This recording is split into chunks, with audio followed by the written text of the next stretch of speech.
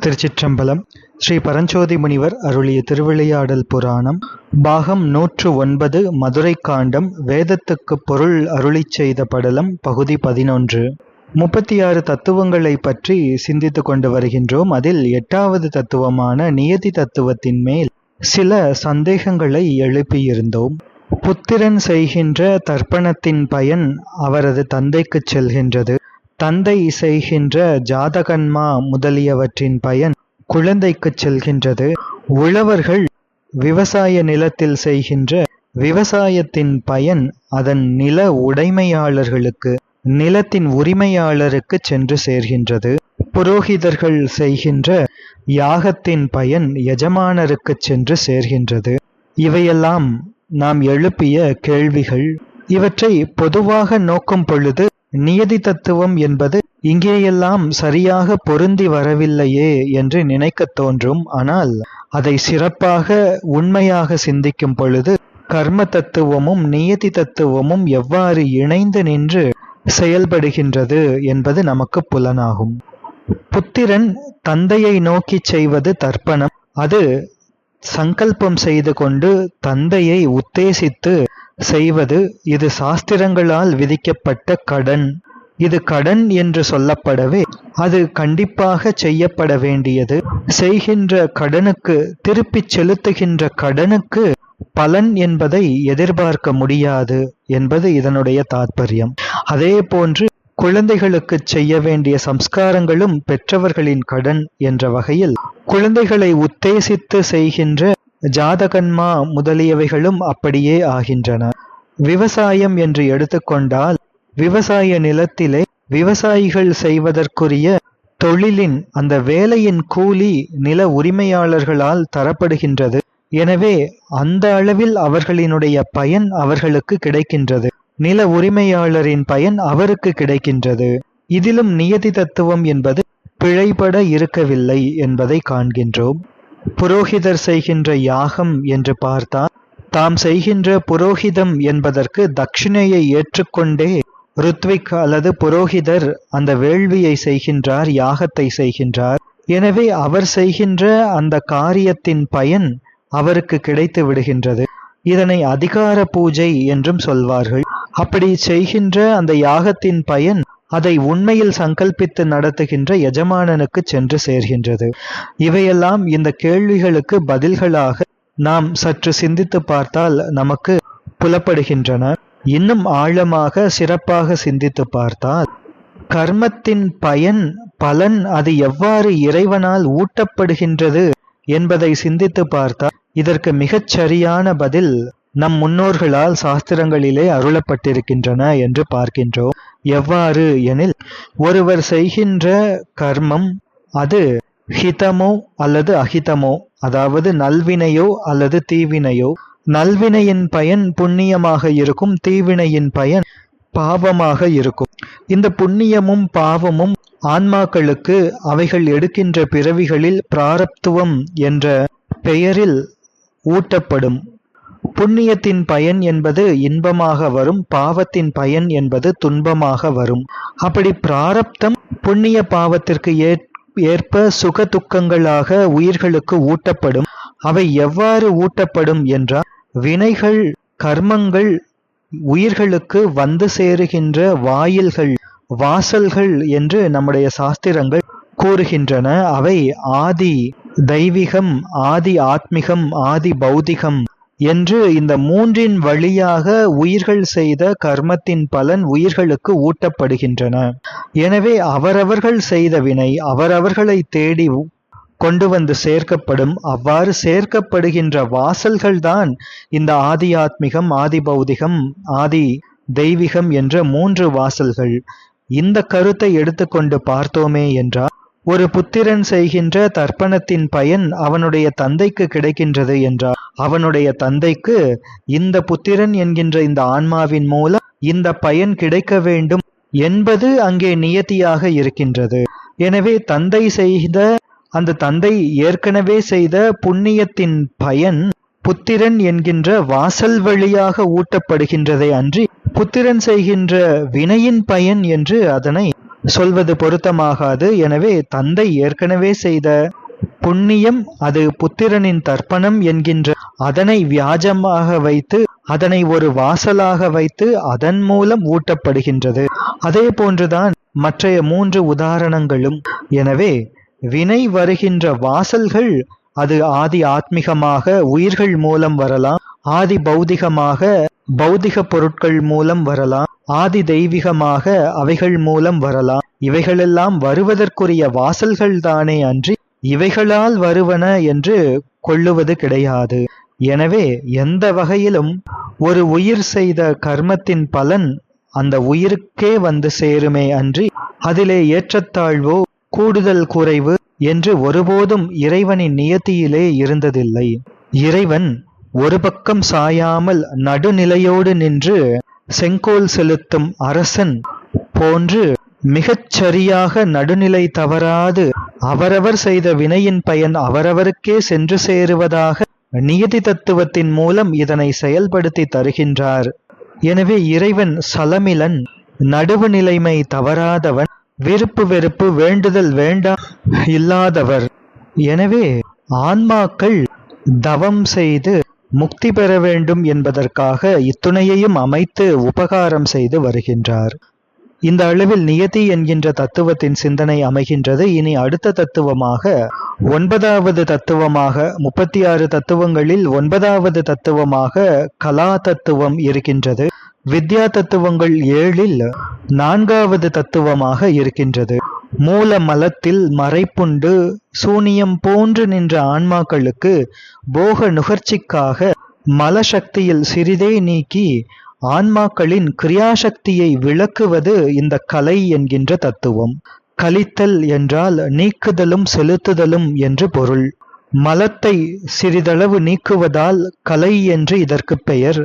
மலம் வியாபகம், எனவே அதை நீக்குவது என்பது நெருப்பின் சுடுகின்ற சக்தியை அது நிகழவிடாமல் தடுக்கும் குளிகை போல மலத்தினது மறைத்தல் சக்தியை ஆன்மாவின் கிரியாசக்தியின் கண் நிகழவிடாமல் தடுத்து நிற்பதே இதன் அர்த்தமாகும்.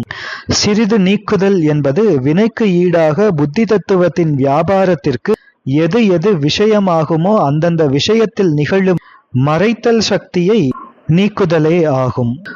மாயையிலிருந்து கலை என்கின்ற தத்துவமானது தோற்றுவிக்கப்படுகின்றது. எனவே இந்த கலை என்கின்ற தத்துவம் ஆன்மாக்களினுடைய மலத்தை ஏகதேசத்தில் விலக்கி கிரியாசக்தியை விளக்குகின்றது. இந்த கலை என்கின்ற தத்துவமானது மலத்தினால் மறைக்கப்பட்டு போக அனுபவத்திற்கு உரிமையில்லாத ஆன்மாக்களின் போக அனுபவத்தின் பொருட்டு மலத்தை சிறிது விலக்கி தொழில் செய்யும் சக்தியை, அதாவது கிரியாசக்தியை விளங்கும்படி செய்கின்றது. எனவே ஆன்மாக்களின் ஞான கிரியாசக்தியை சிறிது விளங்கும்படி செய்கின்றது இந்த கலை என்கின்ற தத்துவம். கலை என்கின்ற இந்த தத்துவம் இதற்கு முன்னே தோற்றுவிக்கப்பட்ட கால தத்துவத்தினாலும் நியதி தத்துவத்தினாலும் இந்த கலையானது தன்னுடைய வியாபாரத்தை பிருத்திவி வரை செய்கின்றது. கலை என்னும் தத்துவமானது போகத்தை அனுபவிக்கும் ஆன்மாவின் சொரூபத்திற்கு உபகாரமாக இருப்பதால் இது ஆன்மாவிற்கு அந்தரங்க சாதனம் ஆகும். முன்னே தோற்றுவிக்கப்பட்ட காலம் முதலியவையோ அது வெளி சாதனம். எனவே காலம் முதலியவற்றை அப்பிரதானம் என்றும் கலையை பிரதானம் என்றும் கூறுவார்கள். கிரியாசக்தியின் விளக்கத்தை உடைய உயிருக்கு விஷயங்களை அறிவிப்பதற்காக கலா தத்துவமே பிரகாச ரூபமான வித்யா தத்துவத்தை தோற்றுவிக்கின்றது. எனவே இந்த கலா என்கின்ற தத்துவத்திலிருந்து இதற்கு பின்பு வருகின்ற வித்தை என்கின்ற தத்துவமும் ராகம் என்கின்ற தத்துவமும் அதன் பின்னர் மூலப்பிரகிருதியும் இந்த கலை என்கின்ற தத்துவத்திலே இருந்துதான் தோற்றுவிக்கப்படுகின்றன. இனி இந்த கலை என்ற தத்துவத்தில் இருக்கின்ற புவனங்கள் 2. 178வது ஜோதி புவனம், 179வது சமுவர்தம் என்ற புவனம். இந்த இடத்தில் வாமர் முதலியோர் ஆத்மபோதத்தில் தொழிலை நடத்துவர். இவ்வாறு 9வது தத்துவமான கலா தத்துவம் விளக்கப்படுகின்றது. இனி 36 தத்துவங்களில் 10வது தத்துவமான வித்யா தத்துவம், 7 வித்யா தத்துவங்களில் 5வது தத்துவம். கலையால் கிரியாசக்தி விளங்கி வினை முதல் ஆதலை எய்தி நின்ற ஆன்மாக்களுக்கு கலையிலிருந்து தோன்றுகின்ற வித்யை என்கின்ற இந்த தத்துவமானது அந்த ஆன்மாக்களின் ஞான சக்தியை விளக்கி அதனால் அதிஷ்டிக்கப்பட்டு ஆன்மாக்களுக்கு உபகாரம் செய்கின்ற, நேரடி உபகாரம் செய்கின்ற தத்துவமாக இது இருக்கின்றது. எனவே ஆன்மாக்களுக்கு விஷயங்களை அறிவிப்பதில் வித்யா தத்துவம் காரணமாக இருக்கின்றது. இந்த வித்யா தத்துவமானது தன்னுடைய வியாபாரத்தினால் ஞானம் என்னும் பெயருடைய சக்திக்கு விஷயங்களை அறியாது இருத்தல் என்னும் மறைப்பை கெடுத்து விஷய சமூகத்தை தோற்றுவிக்கின்றது. இவ்விஷயத்தில் அந்த வித்தையானது ஆன்மாவிற்கு மேலான சாதனமாக இருக்கின்றது. கலை என்னும் தத்துவத்தினால் ஆணவ மலத்தின் மறைப்பு சிறிது நீக்கப்பட்டு ஆன்மாவின் ஞான சக்திக்கு விளக்கம் உண்டாகின்றது. கலை என்ற தத்துவமே இதனை செய்கின்றது என்றால் அதற்கும் மேலும் ஆன்மாவின் ஞான சக்தியை விளக்கம் பெறுவதற்காக வித்யா தத்துவம் எதற்காக என்ற ஒரு கேள்வி.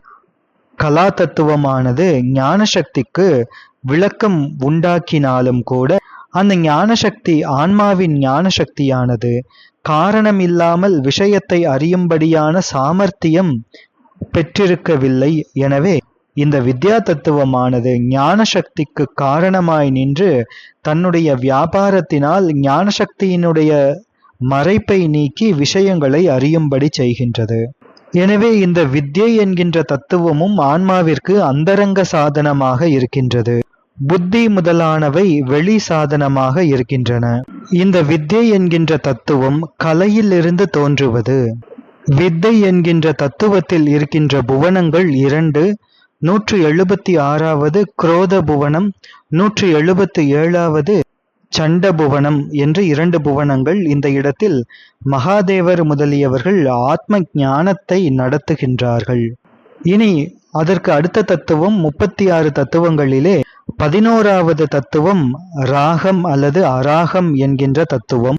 வித்யா தத்துவங்கள் 7ல் 6வது தத்துவம். அராகம் என்கின்ற தத்துவம் வித்யை என்கின்ற தத்துவத்திலிருந்து தோன்றும் ஆன்மாக்களின் இச்சாசக்தியை விளக்கி புத்தி குணங்களின் அவைராகியம் எனப்படும் அராக நிகழ்ச்சிக்கு ஏதுவாக இருப்பது இந்த அராகம் என்கின்ற தத்துவம். வித்யை அதனால் ஆன்மாவின் ஞான சக்தி விளங்கி விஷயங்களை அறிந்தாலும் கூட ஆன்மாவுக்கு இச்சை இல்லாமல் போக நுகர்ச்சி ஏற்படாது. எனவே வித்யிலிருந்து தோன்றுகின்ற அராகம் என்கின்ற இந்த தத்துவம் ஆன்மாவின் இச்சாசக்தியை விளக்கி புத்தி குணங்களின் அவைராகியம் எனப்படும் அராக நிகழ்ச்சிக்கு ஏதுவாக இருப்பது. பற்றுதலை ஸ்வரூபமாக கொண்ட அராக தத்துவம் விஷயங்களின் வேறுபாடு இன்றியே புருஷனுடைய பிரவೃத்திக்கு காரணமாக இருக்கின்றது. இது புத்தி தத்துவத்தின் தர்மங்களை காட்டிலும் வேறாக இருப்பது. எல்லா பற்றுக்களுக்கும் பொதுவான காரணமாக இருப்பது இந்த அராக தத்துவம். அராக தத்துவத்தில் 5 புவனங்கள் இருக்கின்றன. 171வது பிரச்சண்ட புவனம், 172 உமாபதி, 173 அசி, 174 அனந்த, 175 ஏகசிவ என்று 5 புவனங்கள் இருக்கின்றன. இந்த புவனங்களின் அதிபர்கள் முறையே பிரச்சண்ட திருஷ்டி, உமாபதி, அசேஸ்வரர், அனந்தர், ஏகசிவர் என்று 5 பேர்கள். இவர்கள் இனி அடுத்து வரக்கூடிய பிரகிருதி தத்துவத்தின் உச்சியிலே இருப்பார்கள். இவர்கள் ஆத்ம இச்சையை நடத்துவார்கள். இனி 36 தத்துவங்களில் 12வது தத்துவமான புருஷ தத்துவம் வித்யா தத்துவங்கள் 7ல் 7வது தத்துவம். புருஷன் என்பது ஆத்மா. இந்த ஆத்மா சேதன பொருள்தான் என்றாலும் இதனை தத்துவங்களுக்கு இடையே புருஷ தத்துவம் என்று வைத்து எண்ணப்படுகின்றது. இந்த தத்துவங்களால் வியாபிக்கப்பட்டு ஆன்மாவானது எப்பொழுது போகத்தை அனுபவிக்கும் தன்மை உடையதாக இருக்கின்ற நிலைமையை அடைகின்றதோ அப்பொழுது இந்த ஆத்மாவுக்கு புருஷன் என்ற பெயர். அதோடு தத்துவங்களுக்கு இடையே வைத்து எண்ணப்படும் நிலையும் அடைகின்றது.